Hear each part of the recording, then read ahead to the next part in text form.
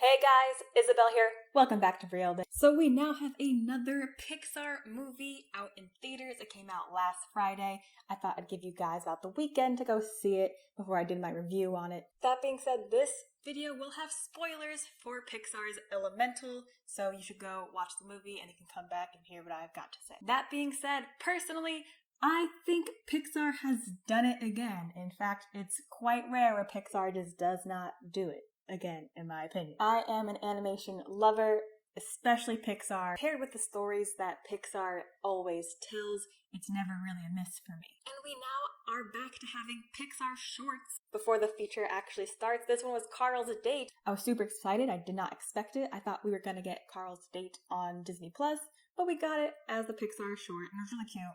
So that's always a plus for me. But one thing that I love about animation specifically, especially with Pixar, is that they use imagery to help tell the story as well as foreshadow important things that happen later on in the movie. So this film starts off with a camera pan of the water, and on it is a small boat with the fire people coming into Elemental City for the first time. Now, throughout the trailers, we already know that fire and water don't really get along, even naturally. In the real world, fire can evaporate water and then water can douse fire. They also play on that theme in the movie as well. But again, the use of imagery of fire arriving to this new beginning on water tells us, the audience, that, fire and water together are not so bad, because water literally can pave the way for something new. Now, right off the bat, it's pretty obvious that this story is representative of a typical immigration story.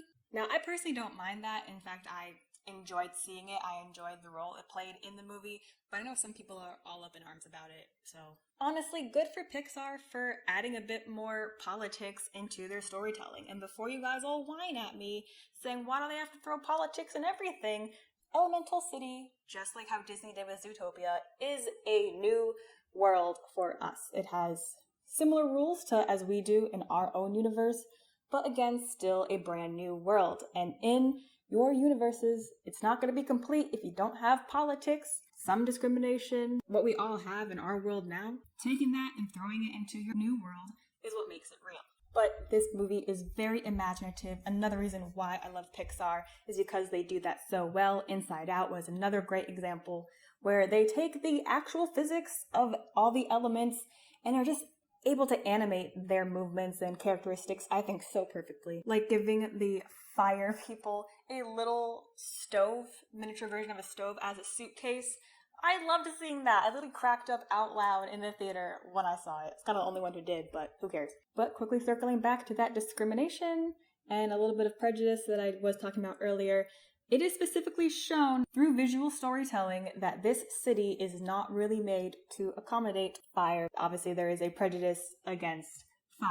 There's a mural of the history of the city saying that it was founded by water, and they welcomed in earth, and then they welcomed in air, and then there's really nothing about fire. And just like one would when moving to a different country, you are giving your name so they can record you down. But fire speaks with a different language when they first walk off the boat. And instead of the agent trying to understand what they are saying, he sort of gentrifies their names by making it very, I don't necessarily want to say American, because again, this is a whole new world, but English, I guess, like the language. So then that's all over, and through some trials and tribulations, fire finally finds a more abandoned at the time part of town, and you see this nice montage of them building it up. But what I liked about what that showed is fire bringing their own culture to the new world. And I also found it really sweet that, at least to our perception as an audience, these two fire beings provided a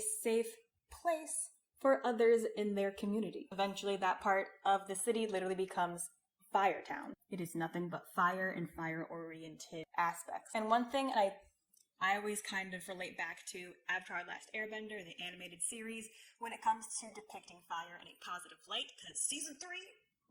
Anyway, I feel like they took some inspiration from that series, because yes, sometimes when we think of fire, we think of destruction and hot and heat, but this film did such a great job at showing all the different characteristics that fire has, especially when it focuses on different colors of fire, since different colors of fire indicate how hot or cold it is. So again, just Loved seeing that. Our main protagonist is a fire who can run a little hot. So I think it is important that when you're characterizing someone in this light, as someone who loses their temper quite often, I think it's important to also show that, you know, these people can also be quite calm. Fire can also be calming and warm and provide light and life. And I just love it. And another aspect of this film is that fire leads to creation, especially when it comes to glass, I guess, blowing in our world. Now, as I've been noticing for the past few years, the different Pixar movies seem to be focusing solely on one aspect of animation in their different movies. So Lightyear,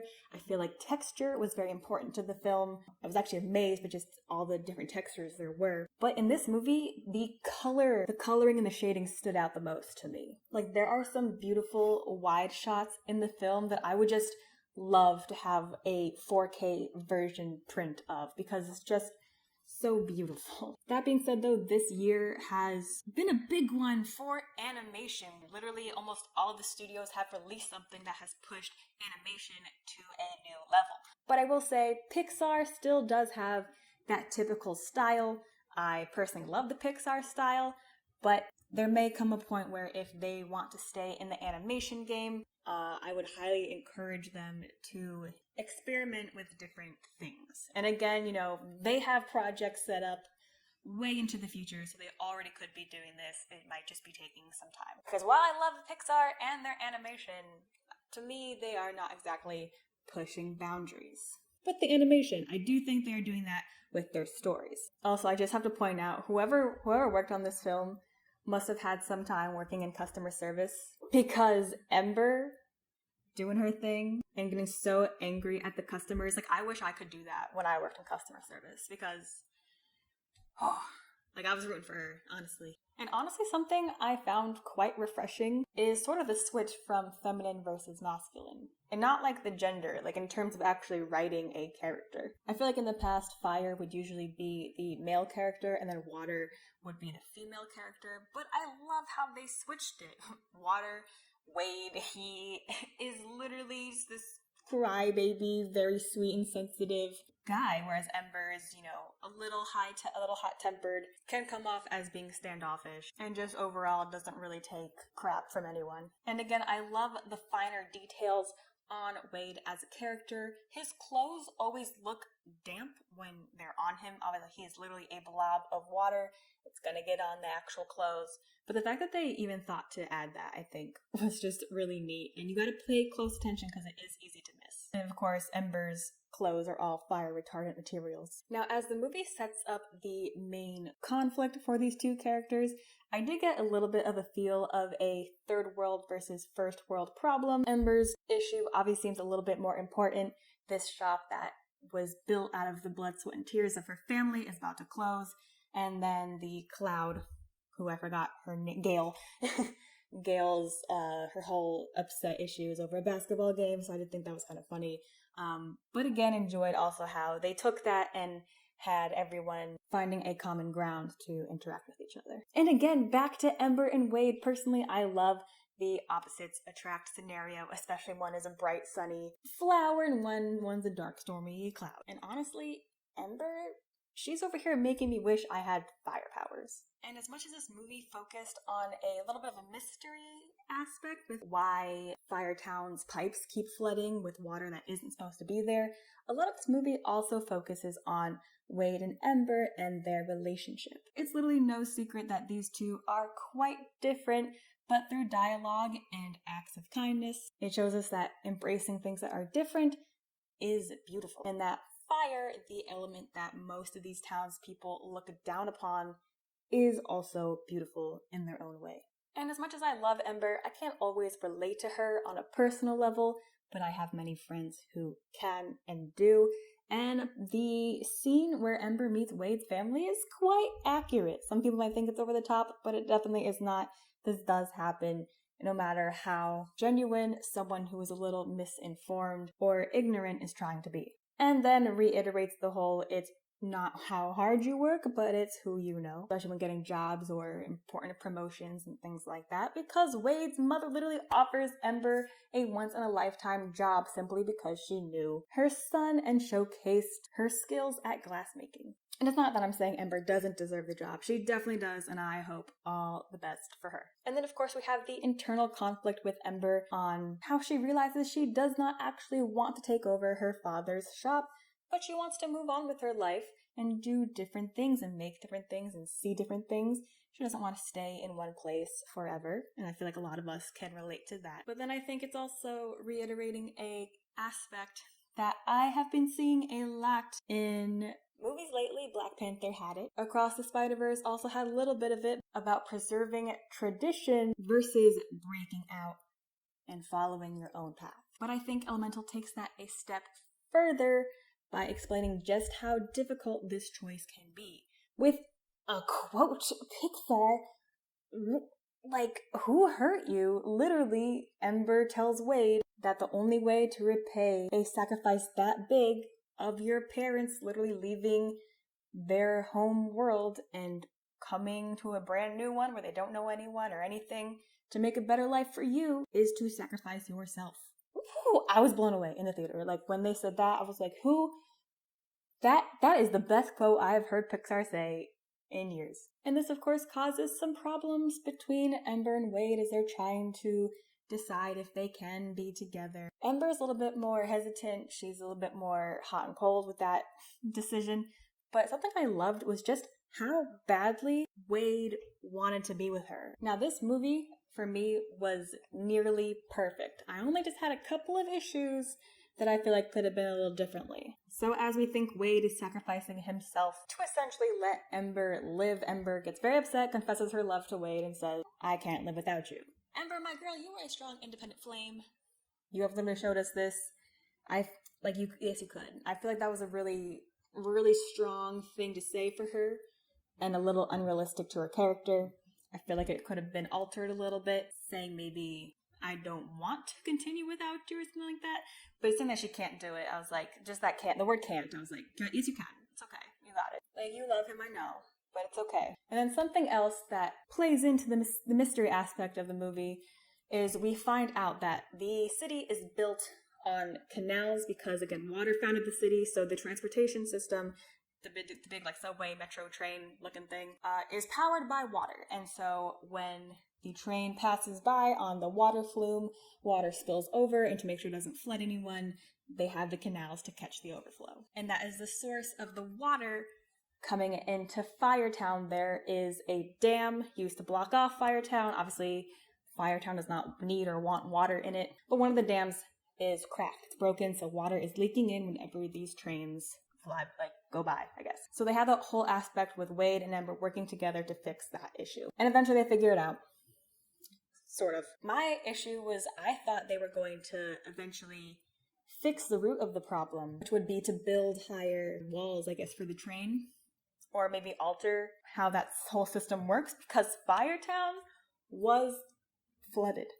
Like, it was wiped out by the water. And yes, it shows that they rebuild quickly, a lot quickly, if I'm being honest. But that whole issue just felt a little unresolved because, and I did see this once, it's not like 4 days ago, so I did forget what the solution came to be for that. But if it's simply to build another dam, we have already seen that these dams are not foolproof.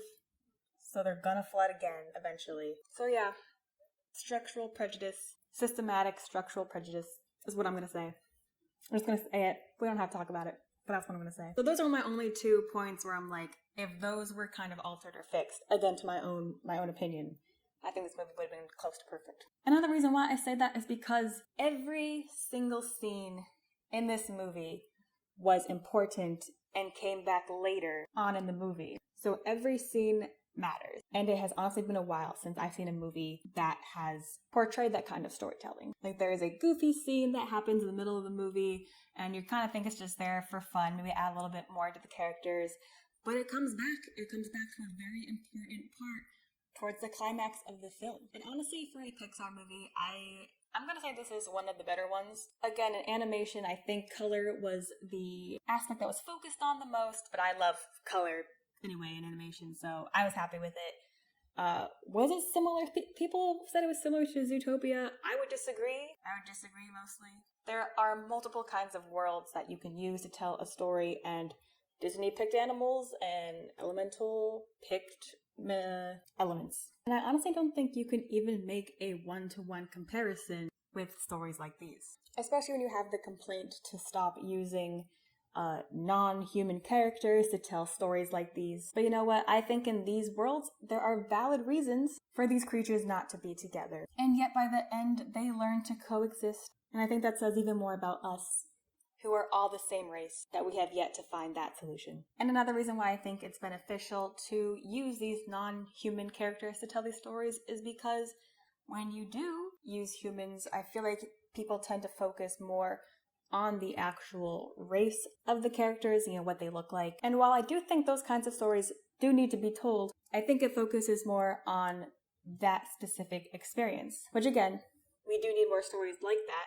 But in this scenario, whoever you are, whatever kind of background you have, I think you can at the very least understand the things that these characters, these elements are going to, and then you can relate that back to the real world. Because can I relate to that experience that Ember is going through firsthand?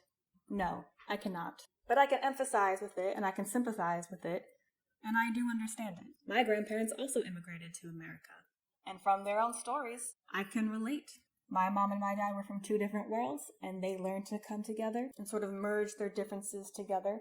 And again, I think that's a beautiful thing. So no matter what background you come from, I think you might be able to see a little bit of yourself in this movie. And you know what? If you can't, then I certainly hope you can at least understand what's going on and the struggles of all these other characters and how they're able to push through it. But guys, that was my review for the Elemental movie. Definitely a lot of metaphors for other political things happening in our real world. And again, I think it's important to see, it's important to focus on and show what we're doing is wrong. And to show how these two specific characters were able to overcome that. But other than that, it's also just a really fun and beautiful movie. I think one of the reasons why I love Pixar's stories so much is because the writers and the directors and the producers, of the movie, this is their story that they're telling for the most part. And I think that's really what makes it real when you're watching it on screen. But guys, leave a like on the video, comment, what did you think of Elemental? What element would you like to be?